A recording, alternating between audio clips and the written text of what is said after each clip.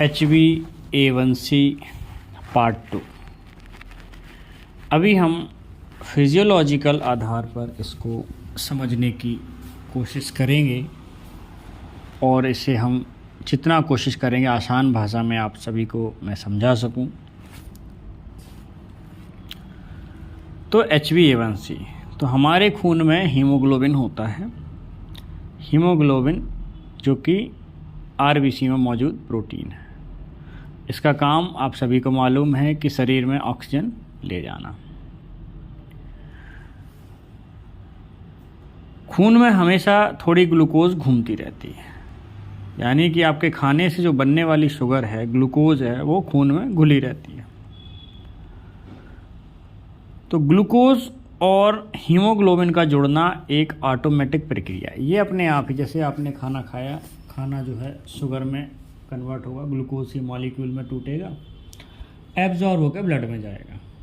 तो ग्लूकोज और हीमोग्लोबिन का जुड़ना ये एक तरह की ऑटोमेटिक प्रक्रिया होती है। तो ये जो ऑटोमेटिक प्रक्रिया है ये दो तरीके से होती है। एक तो रिवर्सिबल स्टेप, यानी कि इसमें क्या होता है कि सबसे पहले जो ग्लूकोज का मॉलिक्यूल एक अनस्टेबल बॉन्ड बनाता है, जिसे सिफ वेश कहते हैं, SCHIFF, सिफ वेश कहते हैं। तो यह जो बॉन्ड है यह रिवर्सिबल होता है, यानी कि जब ग्लूकोज का स्तर कम हो जाएगा तो यह बॉन्ड टूट जाएगा। और टूटना ज़रूरी है, अगर नहीं होगा ज़रूरी तो फिर जो है आगे फिर एनर्जी नहीं मिलेगी। तो जब ग्लूकोज का लेवल कम होगा तो यह बॉन्ड टूट जाता है। दूसरा है इर्रिवर्सिबल स्टेप। तो इर्रिवर्सिबल स्टेप जो है, सिर्फ जो बेस है जिसको हमने ऊपर देखा कि रिवर्सिबल स्टेप, जिसमें कि ग्लूकोज हीमोग्लोबिन के साथ बाइंड होता है और जब ग्लूकोज का लेवल लो होगा तो ये टूट भी जाता है। लेकिन इर्रिवर्सिबल स्टेप में क्या होता है, सिर्फ बेस बहुत तेज़ी से एक से अधिक इर्रिवर्सिबल कंपाउंड बनाता है और रीअरेंज हो जाता है। ऐसे बहुत सारे कंपाउंड जब बनते हैं सिर्फ बेस द्वारा, इनको बोला जाए एक से अधिक, या तो स्थिर यानी कि जो स्टेबल बॉन्ड बन गया, या फिर इर्रिवर्सिबल अपरिवर्तनीय बोलती हैं इसको। तो ऐसे ये कंपाउंड बनाता है और ये बाद में रीअरेंज हो जाता है। ठीक, सो जिसको कैटामाइन कहते हैं, और यह कैटामाइन ही वास्तव में HbA1c होता है। तो प्रोसेस क्या होगी, हीमोग्लोबिन प्लस ग्लूकोज, ठीक, फिर इर्रिवर्सिबल स्टेप या एमाडोरी रीअरेंजमेंट भी बोला जाता है इसको, divide by slow irreversible process. तो ये दोनों मिलकर बन जाते हैं HbA1c। तो एक बार जब ग्लूकोज हीमोग्लोबिन से इस स्थायी रूप से जुड़ जाता है तो यह बंधन तब तक नहीं टूटता जब तक कि पूरी आरबीसी नष्ट ना हो जाए। इसीलिए HbA1c केवल क्षणिक परिवर्तनों से प्रभावित नहीं होता है।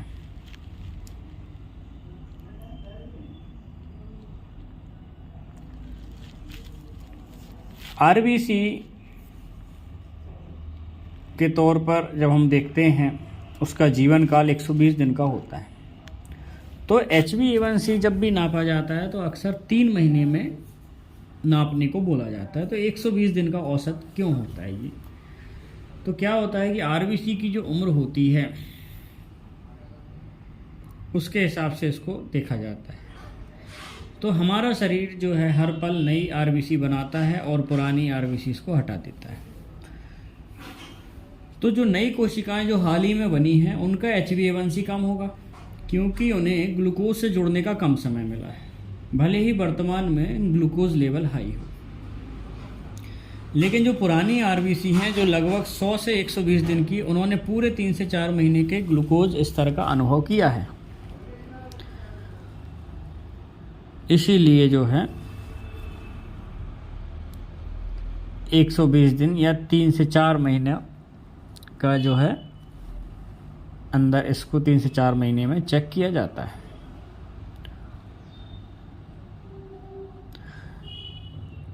तो औसत के गणना के तौर पर अगर देखें तो HbA1c परीक्षण इन सभी कोशिकाओं के मिश्रण का एक वेटेज एवरेज देता है। जो नई पुरानी जो सेल्स हो जाती हैं RBC, उन सभी का एक वेटेड एवरेज दे देता है।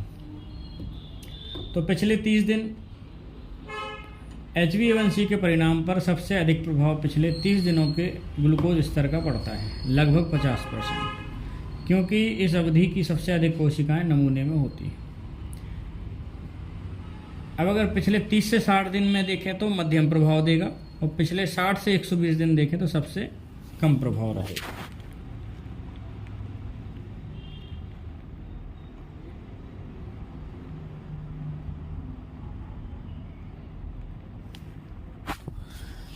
और काफ़ी गहन शोध से पता चला है कि HbA1c का प्रत्येक 1% का नियंत्रण आपकी कई सारी मधुमेह जो बीमारी है, डायबिटीज़ है, उसके दीर्घकालिक जोखिम को कम कर सकते। जैसे मान लीजिए 8 है और आपने अपनी डायबिटीज़ को कंट्रोल करके 7 कर लिया, या 10 था आपने 9 कर लिया, तो 1% का भी जो आप कंट्रोल करते हैं तो वो कई सारी कॉम्प्लिकेशंस को कम करता है।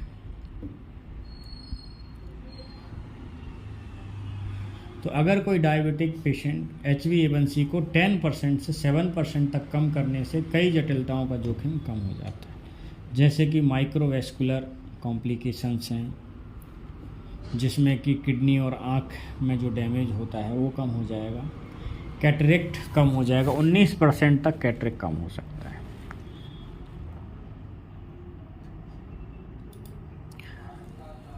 तो ये चीज़ है। तो जैसा हमने अभी देखा कि ग्लूकोज और हीमोग्लोबिन ऑटोमेटिक जुड़ते हैं और इस प्रक्रिया को ग्लाइकेशन कहते हैं।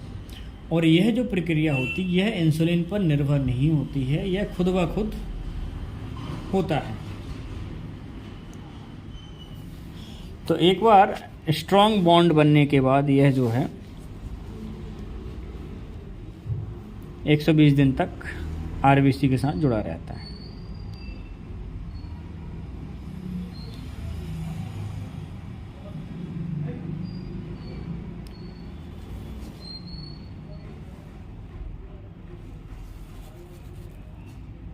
तो फिजियोलॉजी में अगर हम HbA1c का महत्व अगर देखते हैं तो यह बताता है कि आपके टिश्यूज़ में लगातार कितनी ग्लूकोज रहती है। तो लगातार हाई ग्लूकोज शरीर में प्रोटीन पर ग्लाइकेशन बढ़ता है और वही अंगों को धीरे धीरे नुकसान पहुंचा सकता है, क्योंकि फिर जो है प्रोटीन के साथ में ये जुड़ जाएगा, हीमोग्लोबिन जो है ना, ग्लोबिन प्रोटीन के साथ में। तो लगातार हाई ग्लूकोज जो आगे लीड करेगा कि शरीर में प्रोटीन पर ग्लाइकेशन बढ़ता है। ग्लाइकेशन मतलब ग्लूकोज का हीमोग्लोबिन के साथ जुड़ना। और फिर ये आगे किस चीज़ को लीड करेगा, ये करेगा फिर वही आगे जाके अंगों को धीरे धीरे नुकसान पहुंचाएगा। कौन से अंग? आँख, किडनी, नर्व्स और दिल। इसीलिए HbA1c डायबिटिक कॉम्प्लिकेशन का सबसे महत्वपूर्ण इंडिकेटर है। क्या HbA1c हर व्यक्ति में एक जैसा बनता है? नहीं, कुछ स्थितियों में यह बदल सकता है। अगर RBC की उम्र ज़्यादा या कम हो, तो जैसे एनीमिया हो, किडनी की बीमारी हो, खून की कमी हो, तो इनमें HbA1c गलत भी आ सकता है। तो ज़रूरी नहीं फिर वो डायबिटिक हो, तो उसके लिए इन चीज़ों का भी ध्यान देना ज़रूरी है। एनीमिया, किडनी की बीमारी, खून की कमी, इनकी वजह से भी HbA1c डिस्टर्ब हो सकता है। तो एक लाइन में अगर हम समझें तो पिछले 3 महीनों की औसत शुगर का प्रतिशत जो ग्लूकोज की हीमोग्लोबिन से चिपकने के कारण यानी ग्लाइकेशन के कारण बनता है वह कहलाता है HbA1c।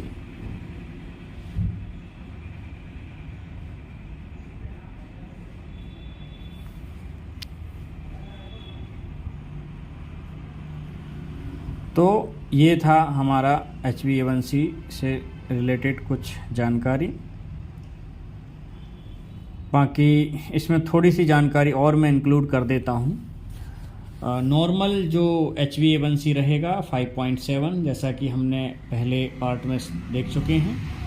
प्री डायबिटिक के लिए रेंज रहेगी, इसके साथ हम थोड़ा ग्लूकोज का भी रेंज देख लेते हैं। तो नॉर्मल जैसे 5.7% हो गया HbA1c, ग्लूकोज लेवल होगा 100।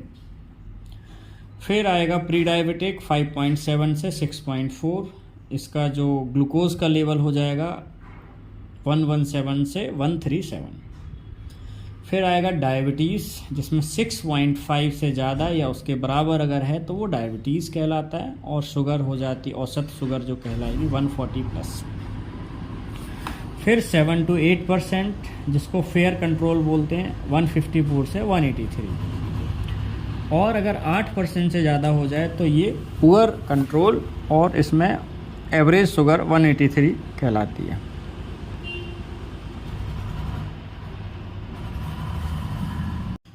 तो जब लंबे समय तक खून में शुगर ज़्यादा रहती है तो क्या होगा, एक तो प्रोटीन पर शुगर चिपककर AGE यानी एडवांस ग्लाइकेशन एंड प्रोडक्ट बनाती है, जो कि हमारे टिश्यूज़ को डैमेज करेगी। दूसरा क्या करेगी, ये आर्टरीज़ की दीवारों को सख्त और ख़राब कर देगी, जिससे कि high BP and microvascular damage होगा। तीसरा, ये किडनी को नुकसान पहुंचाएगी, जिससे डायबिटिक नेफ्रोपैथी या माइक्रो एल्बुमिन्यूरिया की समस्या, यूरिन में एल्बुमिन प्रोटीन रिसने लगता है। फिर डायबिटिक रेटिनोपैथी, जिसमें विजन प्रॉब्लम आती है, आँखों की नसें कमज़ोर हो जाती हैं। और न्यूरोपैथी, जिसमें कि नसों को नुकसान पहुंचता है, जिससे पैरों में सुन्नपन, जलन, सुई चुभने जैसे सेंसेशन होते हैं। तो HbA1c का टेस्ट कैसे किया जाता है, तो इसके लिए सिर्फ 2 से 3 ml खून की ज़रूरत पड़ती है। खाली पेट होना ज़रूरी नहीं है, किया जा सकता है कभी भी। 2 से 3 घंटे से लेकर 1 दिन में इसकी रिपोर्ट आ जाती है, और इसको हर 3 महीने में करने की सलाह दी जाती है। कौन सी संभावनाएं हैं जब HbA1c गलत आ सकता है, तो अगर लो आ रहा है, कम लेकिन गलत, फॉल्स लो, तो हीमोलिटिक एनीमिया हो सकता है, किडनी फेलियर हो सकता है, ब्लड लॉस हो सकता है। फॉल्स हाई, अगर डायबिटीज़ नहीं है और फिर भी जो है ज़्यादा आ रहा है, तो हो सकता है आयरन डेफिशिएंसी एनीमिया हो, विटामिन B12 या फोलेट डेफिशिएंसी हो, अल्कोहल एक्सेस हो, क्रॉनिक लीवर डिजीज़ हो। तो ये रहता है।